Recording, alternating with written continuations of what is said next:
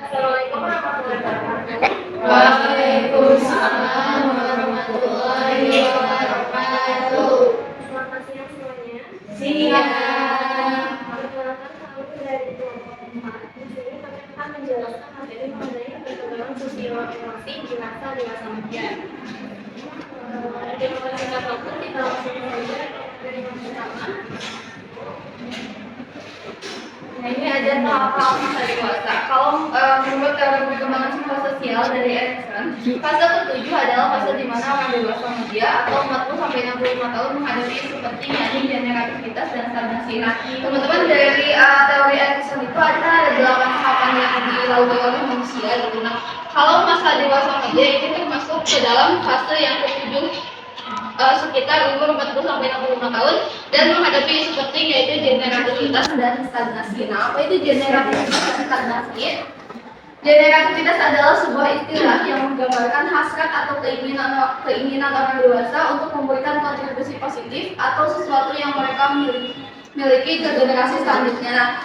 Nah, terkadang kan di usia 40 sampai 60 tahun individu itu sudah mulai mampu arah hidupnya sudah jelas, sudah mulai mapan gitu ya, sudah menjalani karir, sudah mencari penerusnya gitu ya, entah penerus dari karir, nilai atau pekerjaannya gitu, atau membangun legasinya. Contohnya bisa gerakan itu yang bisa tetap ada walaupun dia sudah meninggal. Nah itu ada di generativitas. Tapi kalau misalnya di usia segitu tidak berhasil pada tahap generativitas, itu akan muncul rasa nggak mau untuk berkontribusi untuk masyarakat gitu, atau yang disebut dengan stagnasi. Nah, kalau di generativitas ini intinya seseorang itu ada dorongan, ada hasrat untuk produktif dan mau berkontribusi untuk masyarakat. Jadi ada sesuatu yang harus dia sampaikan ke yang lain gitu, harus dia wariskan ke generasi muda atau kepada masyarakat gitu. Seperti itu. Kalau stagnasi itu berbanding terbalik dengan stagnasi, di mana stagnasi lebih merujuk kepada orang dewasa yang tidak mampu berkontribusi untuk generasi selanjutnya atau tenggelam dengan diri sendiri yang dikenal dengan istilah self-absorption. Nah, kalau stagnasi itu ini, jadi perjuangan seorang parubaya untuk mencari makna dan tujuan baru dalam hidupnya. Nah, pada saat gagal, itu mereka tuh akan merasa tidak produktif, tidak terlibat, dan yang kemudian menyebabkan mereka itu lebih mementingkan dirinya sendiri dan kurang minat untuk berkontribusi terhadap lingkungan. Jadi intinya kalau generativitas mah ada kemauan untuk berkontribusi, kalau stagnasi mah ya bisa dibayangkan lah kayak stagnan di situ-situ saja gitu, ya stuck gitu, gak mau untuk berkontribusi terhadap yang lain, gitu, mementingkan diri sendiri. Nah, tadi udah saya bilang kan kalau generativitas itu bukan hanya sekedar tentang materi aja, bukan hanya kita mewariskan materi aja kepada generasi selanjutnya gitu, tapi ada beberapa hal orang dewasa media mengembangkan generativitasnya melalui berbagai hal. Yang pertama generativitas biologis. Generativitas biologis ini contohnya dengan memiliki keturunan. Kalau memiliki keturunan yaitu mewariskan gitu ya untuk ke generasi selanjutnya. Yang kedua generativitas budaya. Ini contohnya seperti menciptakan dan memelihara aspek-aspek budaya. Kalau generativitas kerja, contohnya dengan mengembangkan keterampilan untuk diteruskan kepada generasi selanjutnya. Ya intinya, pokoknya harus ada yang harus meneruskan lah ke generasi selanjutnya gitu. Nah, seseorang dengan generativitas yang baik akan merasa senang dan memiliki kepuasan dengan memberikan sesuatu yang berharga kepada generasi selanjutnya dan masyarakat umum. Berbeda halnya dengan stagnasi, akan memunculkan rasa kekosongan dan ketidakpuasan dalam hidup serta kurangnya motivasi untuk berkontribusi. Seperti yang tadi ya, kebayang aja stagnan itu ya status itu aja, jadi ya akan memunculkan rasa kekosongan, ketidakpuasan di dalam hidupnya. Nah, di sini ada stres dan kendali diri pada dewasa madya atau dewasa pertengahan. Beban stres dapat meningkat selama dewasa madya, seperti yang pertama itu tanggung jawab keluarga semakin meningkat. Ini tentu ya teman-teman, tanggung jawab keluarga semakin meningkat karena pada usia segitu tuh biasanya udah punya anak, udah punya cucu, ya otomatis tanggung jawabnya semakin tinggi, semakin besar. Terus ya kalau misalnya nggak bisa dijalani dengan baik, itu akan mudah memicu stres. Yang kedua, tuntutan karir. Nah, tuntutan karir ini seperti beban kerja, terus perubahan karir itu dapat menimbulkan stres atau dapat memicu stres. Belum lagi kan di dalam karir itu kadang ada persaingan, terus ada juga perubahan teknologi. Jadi ya perubahan-perubahan teknologi yang memang harus diikuti. Jadi kalau misalnya tidak bisa mengendalikan itu dengan baik, dapat memicu stres. Yang ketiga, terjadinya perubahan fisik. Nah, terjadinya perubahan fisik ini dapat memicu stres. Contohnya misalnya menopause pada wanita gitu. Seperti itu. Kalau misalnya tidak bisa dijalani dengan baik, dia akan menimbulkan stres dan tekanan hidup lainnya. Kendali diri pun ada yang meningkat dan menurun seiring berjalannya waktu atau seiring bertambahnya usia. Kalau kendalinya yang meningkat itu contohnya kayak finansial, pekerjaan, dan pernikahan, itu kan lebih apa ya? Kendali kita lebih besar gitu. Tapi kalau misalnya kendalinya menurun seperti kehidupan seks. Nah, ini yang ada tugas perkembangan dewasa media. Ini sebetulnya minggu kemarin juga udah sempat dibahas ya mengenai tugas perkembangan dewasa media. Figures dalam Harvard 91 membagi tugas perkembangan dewasa media menjadi 4 bagian. Yang pertama, penyesuaian diri terhadap perubahan fisik dan fisiologis. Nah, seseorang yang mampu menyesuaikan diri terhadap perubahan fisiknya itu berarti mereka mampu untuk menerima dan menyesuaikan dengan perubahan-perubahan normal yang terjadi dalam hidupnya. Jadi udah dapat menerima perubahan-perubahan yang wajar gitu ya terjadi di dalam hidupnya, baik fisik ataupun fisiologis seperti tadi menopause ya. Kalau misalnya harusnya dewasa media itu ya udah bisa menerima perubahan itu. Terus perubahan menyesuaikan diri terhadap perubahan minat. Nah, ini menyesuaikan diri terhadap perubahan minat artinya misalnya dulu tuh aktif banget, aktif kesana kesini gitu ya, aktif bisa kemana-mana gitu. Kalau sekarang kan minatnya, kalau pada masa dewasa media minatnya pasti lebih berubah gitu ya, lebih ke hal-hal yang sederhana, lebih ke hal-hal yang nggak capek lah istilahnya, karena dari fisik juga udah nggak terlalu kuat gitu. Beda sama minat yang kuat. Terus penyesuaian diri terhadap tujuan atau pekerjaan ini seperti pemantapan standar hidup yang relatif mapan.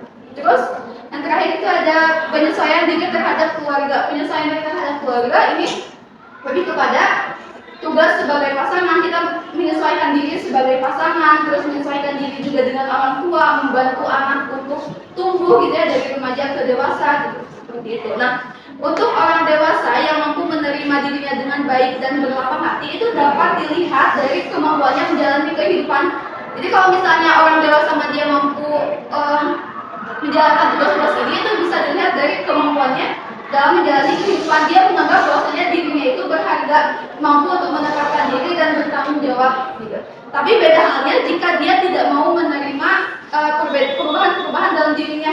Kalau misalnya tugas perkembangannya tidak terpenuhi, ya berarti nantinya dia tidak mau untuk menerima perubahan-perubahan dalam dirinya. Contohnya misal orang yang rela menghabiskan waktu dan uangnya atau waktu dan tenaganya untuk kembali muda seperti dulu gitu ya, supaya tetap sempurna tanpa adanya perubahan. Nah, itu yang tugas perkembangannya tidak dijalani dengan baik gitu ya. Dia nggak mau untuk menerima perubahan yang sebenarnya normal-normal aja terjadi gitu.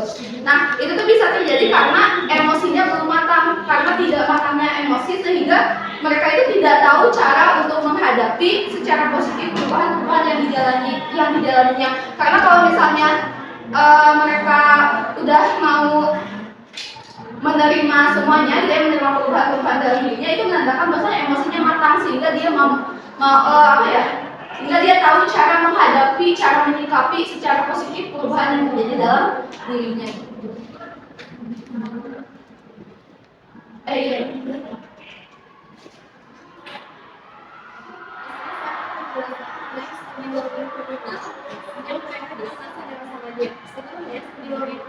Adalah penelitian yang dilakukan untuk memenuhi kebutuhan suatu subjek dalam periode waktu tertentu, yang mana dalam hal ini subjeknya berarti manusia. Nah, yang pertama ada studi longitudinal budaya dan kostas. Studi ini dilakukan terhadap 429 responden yang terdiri dari pria lajang dan menikah dari Bel Timur Amerika Serikat yang dilakukan selama 7 tahun. Nah, studi ini berfokus pada konsep 5 faktor besar kepribadian yang terdiri dari kepribadian objek, keterkaitan terhadap pengalaman, consciousness atau sifat kehati-hatian, prevention atau perhatian terhadap kemampuan diri, individualisme atau perkembangan, determinisme dan kestabilan emosi. Nah, kemudian di nota hasil menyatakan bahwa manusia itu yang mengalami peningkatan itu hanyalah extraversion dan individualisme saja. Jadi mereka berusia baru-baru itu biasanya lebih suka bergaul, lebih mencintai kesenangan dan penuh perasaan. Mereka juga biasanya mendominasi kegiatan sosial. Nah, kemudian untuk yang 12 juga sama mengalami peningkatan. Jadi mereka berusia baru-baru seperti misalnya orang tua kita juga. Mereka biasanya itu lebih lembut, lebih mudah percaya dan sering menjadi penolong karena kepedulian mereka itu lebih besar.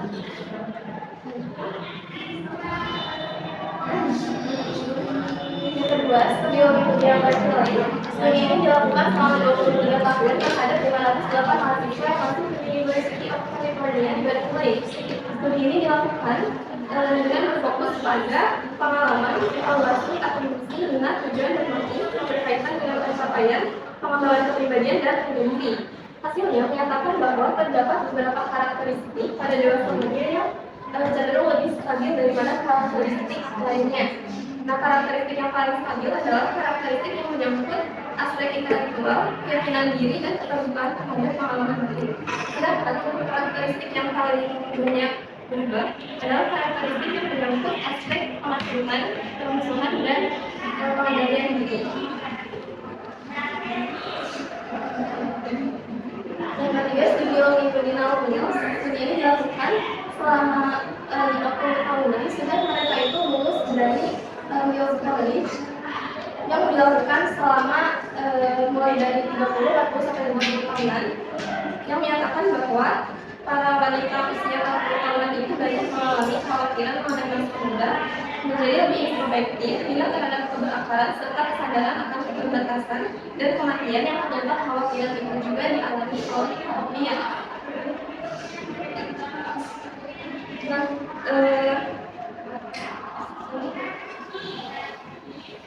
pada usia 40 tahunan banyak wanita mengalami kekhawatiran tadi dan mereka juga cenderung menjadi pilar masyarakat pada usia 40 sampai 50 tahunan karena mereka itu mengalami peningkatan tanggung jawab dan kontrol diri sehingga mereka itu harus mengalami banyak hal seperti menopause, harus mengurus menggunakan laju usia, kemudian mereka juga mengalami kesadaran terhadap penuaan yang mulai dirasakan sejak mereka berumur 30 tahun.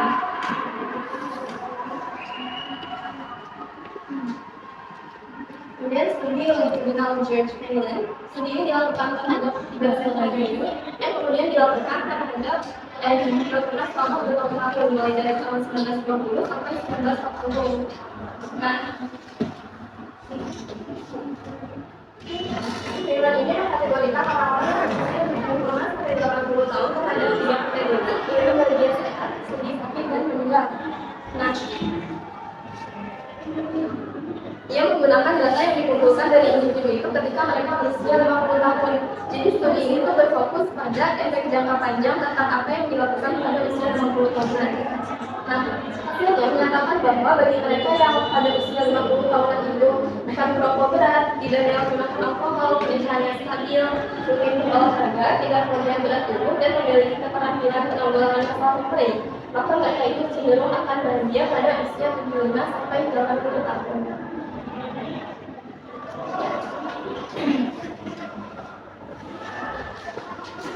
Cinta dan pernikahan di usia paruh baya. Usia paruh baya merupakan masa transisi antara masa dewasa muda dan masa dewasa tua. Pada masa ini banyak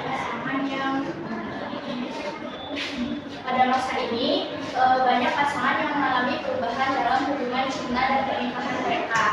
Nah, di dalam cinta ini, cinta itu dibagi dua. Yang pertama ada cinta romantis, yang kedua ada cinta afektif. Kalau cinta romantis itu biasanya dimulai di saat dewasa awal kayak kita sekarang, ya cinta yang penuh gairah dan hasrat. Yang kedua ada cinta afektif. Nah, kalau cinta afektif itu ditandai dengan kasih sayang gitu, terus solid banget, persahabatan yang kuat. Nah, itu biasanya ditemukan di cinta kayak ibu-ibu gitu ya. Nah, terus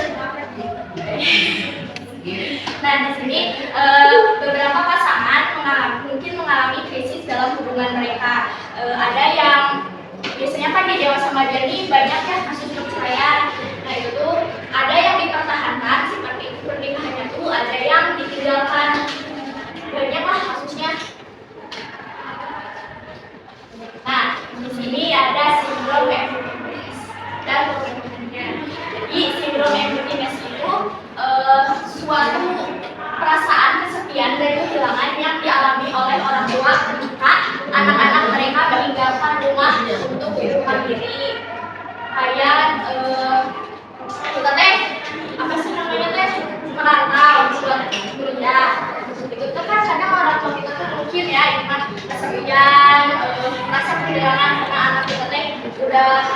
merantau jauh. Nah, terus cara pemenuhannya. Nah, cara pemenuhannya itu tuh di sini ada 3. Yang pertama menemukan hobi baru. Biar kita nggak fokus kesepian ya. Kita sebagai ibu-ibu harus ngelakuin apa sih itu hobi baru lah. Misal yang asalnya suka masak jadi ngerajut lah gitu. Ini banget. Atau bapak-bapak boleh bergabung dengan klub baru. Biasanya kan ibu-ibu ini suka senang ya. Mama ada. Ya suka senang ya. Biar nggak sepi itu biar dia nggak stres dan betul biar nggak kesepian juga kan kayak temennya. Terus bepergian biar nggak stres juga ibu-ibu harus sering main. Aku mau nambahin sedikit. Nah, cara pemenuhan yang keempat di sini ada persiapkan diri Anda. Jadi, misal sebelum kita merantau, orang tua kita harus ngobrol sama kita dengan puas-puasin dulu, quality time, biar yaitu salah satu pemenuhannya jadi nggak fokus ke negatifnya dan terus ada tetap terhubung dengan anak. Kan sekarang kan teknologi banyak ya, jadi nggak pulang si ibu-ibu saya di rumah anak jauh bisa kan VC atau telepon gitu jadi nggak kesepian. Relasi dengan saudara kandung dan persahabatan. Relasi dengan saudara kandung cenderung berlangsung seumur hidup bagi sebagian besar orang dewasa. Di masa dewasa menengah, persahabatan itu tetap penting dan persahabatan yang telah berjalan lama dulu menjadi lebih dalam dibanding yang baru terbentuk di masa dewasa menengah. Perlu waktu untuk mengembangkan persahabatan yang kokoh. Nah, jadi kita harus di masa dewasa tengah ini persahabatan itu penting banget. Kenapa? Kalau kalian pernah lihat ya orang tua kita tuh relasinya banyak. Nah itu buat pemenuhan di masa tua gitu. Nah di sini juga dibahas tentang kakek dan nenek. Kakek dan nenek memainkan peran penting dalam kehidupan cucu mereka. Banyak orang dewasa menjadi kakek nenek untuk pertama kali di usia parubaya. Nah, di sini ada peran dan gaya kakek nenek. Peran kakek nenek dalam psikologi perkembangan dewasa melibatkan pengalaman hidup yang mulia, memberikan nasihat bijak, menjadi sumber dukungan emosional. Gaya mereka bisa mencerminkan pendekatan otoratif atau memberi ruang untuk kemandirian cucu. Yang dimaksud dengan pendekatan otoritatif itu adalah gini nenek-nenek yang ini kita jadi suka apa ya ngasih ujangan gini, tapi bukan sekedar ujangan, dikasih apa juga apa. Nah itu bisa membuat kita jadi mandiri cucunya Kedua ada perubahan profil kakek nenek. Sebanyak 42% kakek nenek mengambil tanggung jawab terhadap cucu-cucu mereka. Seharusnya kakek nenek itu santai hidupnya tidak udah ini akhirnya mau ngapain lagi. Tapi di sini ada kasus 42% ini sama akhirnya itu ngadon masuk cucunya karena ada kehamilan remaja, perceraian itu. Nah, kan kalau kehamilan remaja ya bisa kan kehamilan remaja di bawah umur belum tentu bisa ngurus anak dengan baik, jadi dialihkan sama nini sama nenek-neneknya. Nah, itulah yang dinamakan dengan perubahan profil kakek nenek.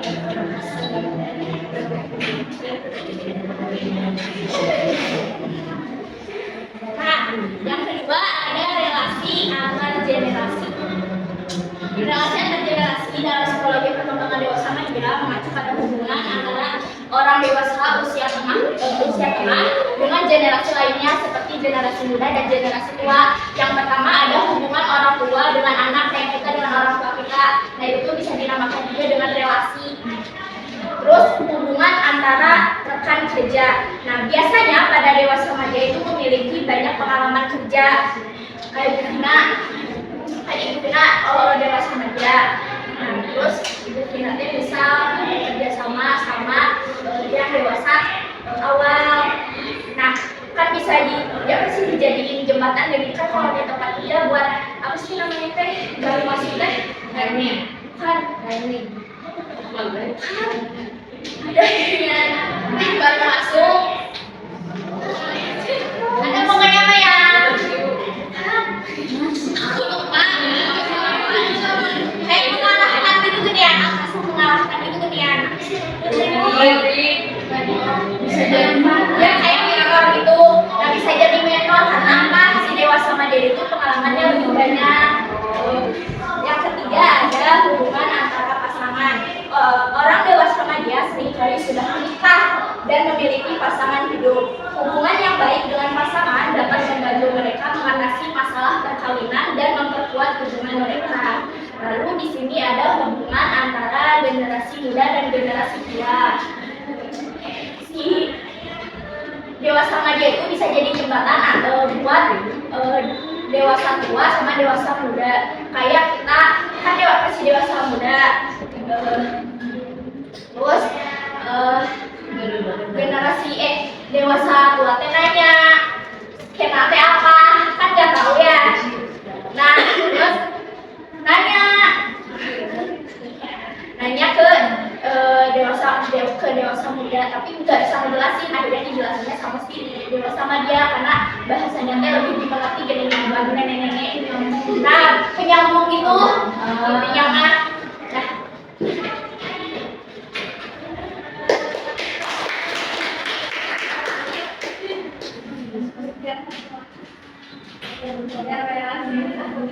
Pemahaman materi kita telah selesai. Silakan teman-teman apabila ada yang ingin ditanyakan. Pertanyaan. Silakan apabila ada yang ingin ditanyakan pertanyaannya. Nanti yang masalah yang tentang kedua di kehidupan Indonesia ini itu benar. Yang jadi kan yang banyak cerita gara-gara itu, gara-gara selingkuh mereka lebih. Bahwa FYP dan jadi suka ngurus cucu-cucunya cuma ini karena satu dan lain hal. Menurut teman-teman semua, apakah kalau nenek bisa menikah itu mengurus cucu-cucunya yang itu, apakah merasa terbebani atau malah senang? Menurut berdasarkan pendapat kalian nanti, Izin menjawab pertanyaan dari Alia tadi mengenai puber kedua ya. Puber kedua yang terjadi pada dewasa remaja. Sebenarnya pada dewasa remaja ini bisa aja terjadi puber kedua. Bahkan sering mungkinnya banyak kasus terjadi gitu ya. Itu salah satu penyebabnya bisa terjadi karena tugas perkembangan yang tadi yang sudah saya sebutkan itu juga dilakukan dengan baik. Kayak misalnya tadi penyesuaian diri terhadap keluarga. Jadi itu belum bisa menyesuaikan dirinya, belum bisa menyesuaikan perannya sebagai pasangan, perannya sebagai orang tua. Jadi bisa saja itu terjadi. Terus belum bisa juga menyesuaikan terhadap dirinya sendiri, belum mampu untuk menerima dan menyesuaikan terhadap perubahan-perubahan yang sebenarnya normal aja terjadi. Jadi bisa aja puber seperti itu. Atau misalnya kayak maaf ya kayak istrinya tuh udah menopause gitu. Ya kalau misalnya dia si suaminya gak bisa menerima perubahan itu yang sebenarnya normal aja kan cewek menopause gitu. Bisa aja terjadi puber kedua ini gitu. Atau yang menopause itu aku tuh sempat baca ya. Jadi ketika perempuan itu menopause secara seksual dia itu bakal menurun indahnya. Jadi pastinya si cowoknya merasa juga tahu itu adanya. Bener banget Jadi itu bisa jadi salah satu alasan. Terus bisa juga kalau dibuat dari sebuah perkembangan bisa juga si cowok ini pada cowok kan anak cewek itu manja bisa aja dia itu merasa bosan. Jadi ketika melihat yang bening putihnya juga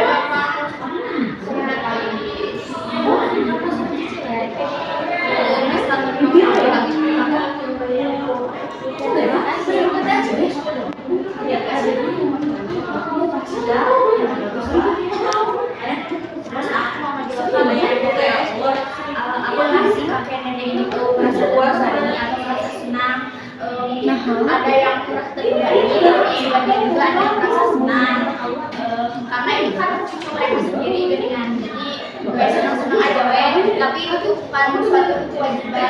Jadi apa ya mungkin ada yang merasa terbebani, tapi banyak juga yang merasa senang.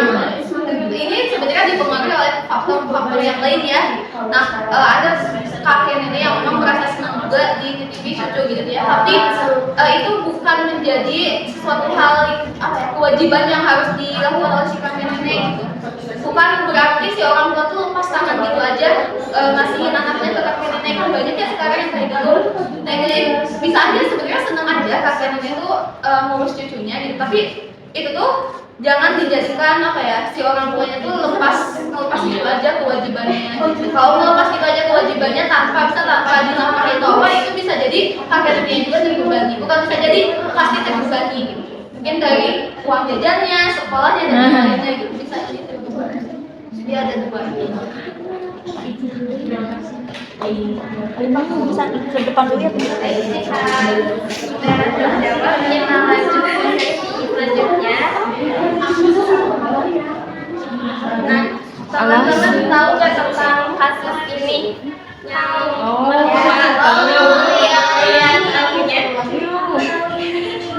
jadi sekarang maksudnya adalah apakah orang berusia paling banyak akan terjerumus perselingkuhan? Ini ada hubungannya sama yang tadi. Nah, info terlebih dahulu dimulai saat info berbicara. Jadi menurut info hari ini pro tentang perselingkuhan yang terjadi di usia remaja. Kalau kenapa menurut aku atau menurut tim kita itu pro, karena biasanya ini sering banget terjadi. Kalau orang-orang zaman dulu itu sering banget dijodoh-jodohin di waktu usia paling muda, di umur 16 tahun aja mereka udah dijodohin jadi nikah. Nah otomatis kayak apa? Masa mereka untuk main cinta-cintaan itu kan nggak ada, karena langsung disuruh nikah. Terus gak lama dari itu mereka punya anak gitu kan. Makanya sering banget terjadi di usia muda itu mereka menemukan cinta lagi gitu, tumbuh lagi rasa cinta. Terus si mengapa perselingkuhan ini bisa terjadi? Cinta itu nggak mandang usia, karena jatuh cinta itu hak semua manusia gitu. Terus lagian karena udah paruh baya mungkin wajar menimbulkan kebosanan ya, jadi dia mencari suasana yang baru gitu. Nah tadi nyambung kata Intan, karena pas mudanya mungkin udah terlalu cepat menikah, akhirnya dia kurang masa-masa mainnya ya, kurang masa-masa mengeksplorasi gitu. Bahkan tugas perkembangannya tidak terpenuhi itu, makanya dia selingkuh, dia wajar-wajar aja. Itu sah-sah aja, itu hak asasi manusia. Emang benar faktanya bahwa ini tuh pernah dengar kabar kalau si suaminya tuh emang nggak sepenuhnya bisa memenuhi biologi si istrinya. Jadi mungkin si istrinya ini tuh bukan mencari ya, mau apa namanya teh, memenuhi hasrat dia tuh ya dengan menantunya, kayak gitu bisa jadi kan. Bisa jadi si menantunya tuh kan kalau bisa nggak akan mungkin terjadi kalau kayak gini, kalau nggak sama-sama mau gitu. Berarti kan ini sama-sama mau dong, sama-sama melayani, sama-sama mau, sama-sama menikmati juga kan, kayak gitu. Dan gak ada hak yang dirugikan oleh si perempuan ini. Tim kontra silakan dimulai dari tim kontra berbicara. Tadi menanggapi dari tim pro mengenai alasan-alasan mengapa yang tua itu rentan untuk berselingkuh. Yang tadi saya tangkap itu karena mungkin tugas perkembangannya belum terselesaikan, ada yang miss gitu kan, atau enggak gara-gara pengalamannya dulu misalnya dijodohkan dan sebagainya. Menurut saya itu bukan alasan tentunya, karena seharusnya semakin tua mereka semakin berkembang, semakin belajar mempelajari bagaimana kepribadian yang dimiliki oleh dia maupun dengan pasangannya gitu. Jadi bukan alasan kenapa yang tua itu bisa untuk selingkuh gitu, bukan menjadikan dalih karena mereka memiliki pengalaman yang kurang gitu. Malahan harusnya mereka memiliki pengalaman yang banyak, mereka semakin lebih tahu gitu bagaimana cara agar bisa mempertahankan hubungan dengan pasangannya gitu. Kemudian juga tidak bisa digenerasikan atau tidak bisa tidak bisa di universalkan atau tidak bisa ditangkap secara umum kalau mereka orang-orang yang sudah tua itu rentan untuk selingkuh, karena banyak juga contoh yang bisa kita lihat ya, banyak orang tua itu yang tidak memilih untuk selingkuh gitu karena mereka lebih apa ya, orangnya tidak mau tergabung dalam konflik, karena kalau misalnya selingkuh kan pasti membuka konflik baru gitu, pasti ada konflik-konflik di setelahnya gitu, makanya mereka itu rentan untuk menghindari hal tersebut gitu, menghindari konflik. Terus kemudian juga yang keluar renta itu kan tadi disebutkan makin banyak hal yang harus dikerjakan, makin banyak tanggung jawab, jadi mereka itu tidak ada waktu untuk berselingkuh.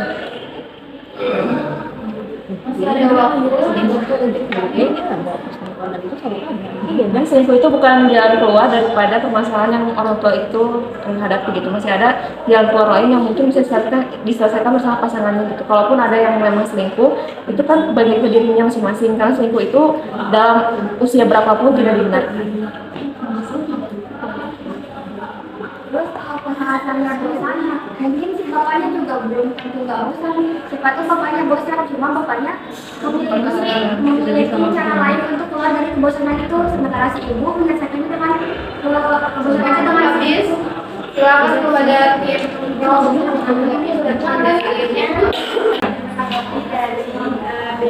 Maka jadi perselingkuhan itu buat menjalani semua itu, hidup itu adalah pilihan, dan pilihan itu berhak ditentukan oleh masing-masing dari diri si individu tersebut. Oh iya, tadi sempat dibahas sama Alia kan kayak bosan. Namun di dalam faktanya itu bukan karena bosan. Si suami si ibunya itu lebih ke banyak suatu kegiatan karena banyak keluar kota kayak gitu. Jadi si ibunya ini tuh merasa hawa nafsunya ini tuh tidak bisa terpenuhi gitu. Jadi si suaminya tuh emang jarang di rumah karena banyak kerja keluar kota mungkin. Nggak mungkin emang iya kalau itu mah, tapi kalau buat perselingkuhan ini ya mungkin si ibu ini punya hal nafsu, punya hasrat yang menggebu-gebu, mungkin ya ada sasaran empuk enak merenat sama menantunya. Karena yang aku dengar si ibu ini tuh menjalani hubungan sama si anaknya, sama si menantunya ini tuh sebelum si anaknya itu nikah udah pernah berhubungan juga. Waktu itu cuman belum ketahuan. Nah si istrinya ini tuh waktu itu kan sebenarnya udah tahu, namun si pihak si cowoknya tuh udah minta maaf, katanya udah minta maaf, nggak akan ngelakuin lagi. Tapi si ibu ini tuh setelah si udah nikah malah ngelakuin lagi. Nah itu tuh masih ada hubungan gitu. terus yang namanya manusia pasti nggak kenal kata hilang gitu ya, pasti ada wae. Jadi kalau udah nyoba tapi sama-sama kok enak gitu, jadi kayak ya udah gitu. Terus kan hawa nafsu itu sifat dasar manusia ya. Paling besar itu manusia itu hawa nafsu. Jadi ya itu udah ini manusia aja. Terus kayak tadi kan aku sempat ngomong kalau misalkan semakin dewasa harusnya semakin punya pikiran untuk gak ngelakuin hal tersebut. Tapi menurut aku kalau misalkan ada kesempatan pasti juga mereka ngelakuin walaupun punya akal juga. Jadi faktor yang menentukan silakan kepada tim kontra untuk menanggapi statement dari tim. Akan menanggapi tadi pendapat dari tim Pangkam mengenai mereka itu, saya melihat mereka itu membenarkan hawa nafsu ya. Jadi hawa nafsu itu digubris saja gitu tanpa harus memikirkan yang lainnya sebagainya. Sedangkan kita tahu kalau misalnya ada ibu-ibu yang membutuhkan seks lebih itu bisa disebut dengan hypersex gitu. Kita kan tidak bisa membenarkan hal tersebut gitu. Jadi tim kontra ini lebih banyak membicarakan bahwasannya hal itu tuh wajar gitu kalau misalnya ada seorang yang membutuhkan seks lebih gitu. Jadi untuk mencari pasangan yang lainnya. Terus juga yang saya tangkap itu perbuatan buruk itu mereka membenarkan perbuatan buruk dan tidak ada dalil tertentu, hanya berdasarkan kebutuhan hawa nafsu tanpa ada aspek yang lainnya. Sedangkan kita tahu kalau misalnya kita berdalih terhadap suatu hal itu pasti ada dasarnya gitu. Tidak hanya berdasarkan keinginan awal manusia, karena kita juga pasti punya batasan dan tidak terus harus dituruti. Terus tadi kan awal sempat nyinggung hal fisik ya. Nah kalau si rata-ratanya ibu-ibu gitu kalau udah masuk ke media akhir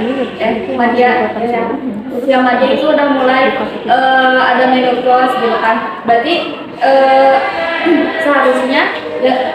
seharusnya yang dialami atau yang dirasakan oleh si ibu-ibu ini tidak hawa nafsunya tidak terlalu menggebu-gebu karena ada menopause tadi, kecuali kalau emang si ibu ini tuh hypersex tapi kan tidak ada yang membenarkan kalau si ibu ini tuh punya gejala yang hypersex gitu kan. Nah terus makanya kenapa kalau di usia akhir biasanya yang cenderung untuk berselingkuh itu bapak-bapak.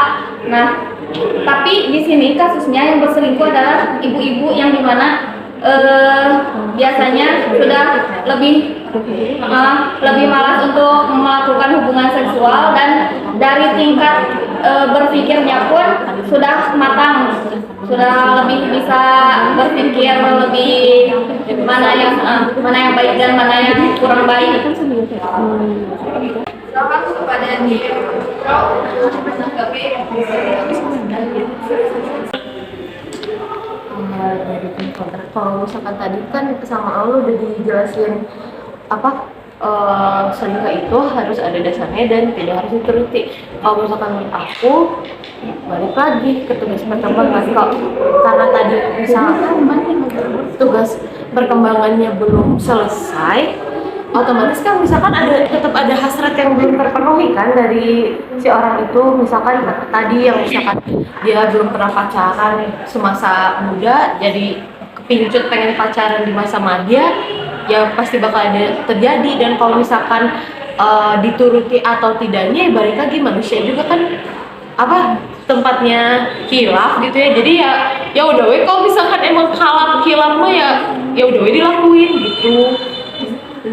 Terus lagian kan selingkuh itu nggak selalu ngasih dampak negatif ya. Selingkuh itu ada dampak positifnya loh. Terus yang selingkuh itu nggak selalu cowok, nggak selalu bapak, cewek juga banyak yang selingkuh. Nah dampak positifnya tuh salah satunya kita jadi lebih tahu apa yang worth it gitu. Nah si Bu Norma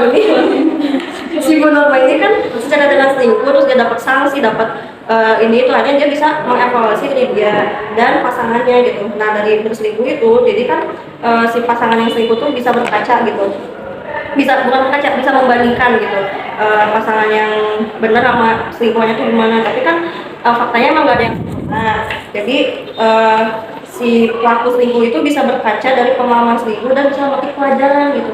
Jadi bisa saling mengevaluasi diri gitu, aku salahnya apa, pasangan aku salahnya apa, jadi kan introspeksi diri gitu. Itu positif kan kepada tim kontra untuk menanggapi terakhir dari Statement tadi yang disampaikan oleh Pia bahwasannya selingkuh itu merupakan ajang untuk introspeksi diri. Saya sangat tidak setuju dengan hal tersebut karena tentunya orang yang berselingkuh itu pastinya dia memiliki kepribadian yang juga tidak seimbang atau berubah karena dia labil dan juga belum bisa mempertimbangkan apa konsekuensi yang dia dapat kalau misalnya dia selingkuh. Terus bukannya kalau misalnya selingkuh itu malah menimbulkan gejala buruknya kepribadian gitu. Kepribadian seseorang yang tadi yang saya bilang tidak stabil dan kesehatan mentalnya juga mungkin terganggu. Atau saya itu pernah baca kalau misalnya ada orang yang selingkuh itu memiliki gangguan penyakit mental atau kepribadiannya di ambang batas atau ada disebut dengan borderline. Jadi karena mereka tidak bisa, itu tadi kita kan seharusnya punya refleksi diri, kita sudah tahu meregulasi diri kita itu kayak gimana caranya biar kita tidak mendapatkan permasalahan di kemudian hari itu. Sedangkan kalau orang yang selingkuh kan berarti dia gak mau tahu gitu permasalahan yang bakal dia hadapin apa, jadi dia memiliki banyak atau IQ yang di bawah rata-rata. Kemudian selingkuh juga dapat menyebabkan suasana hati yang masih hubungan yang berubah. Nah, bukankah kalau misalnya hal tersebut memicu stres yang dimiliki oleh setiap nenek dan kakek gitu, bukannya malah menyelesaikan masalah, malah akan menimbulkan suatu permasalahan baru dan tidak akan menyelesaikan permasalahan yang sebelumnya. Kalau tadi disebutkan katanya buat introspeksi diri, iya kalau misalnya pada sadar, kalau misalnya lagi hilaf kan kita nggak pernah tahu introspeksi dirinya seperti apa gitu, malah yang bakal kelanjutan dan bakal menimbulkan masalah-masalah lain yang kita tidak inginkan. Terus juga tadi disebut dibahas tentang tugas perkembangan ya sama tadi tim kontrak. Bukankah tugas perkembangan mereka itu sudah terpenuhi, yaitu menikah? Mereka itu kan sudah berarti memenuhi tugas perkembangan, berarti tidak ada sangkut pautnya dengan tugas perkembangan belum terpenuhi. Gitu. Terus menanggapi yang itu kan kayaknya di kasus ini bukan dilarang, soalnya aku pernah baca si cowok ini kan pernah kegap kan sama si ceweknya sebelum nikah, terus si cowoknya udah minta maaf tapi kekeh gitu kan, berarti kan habis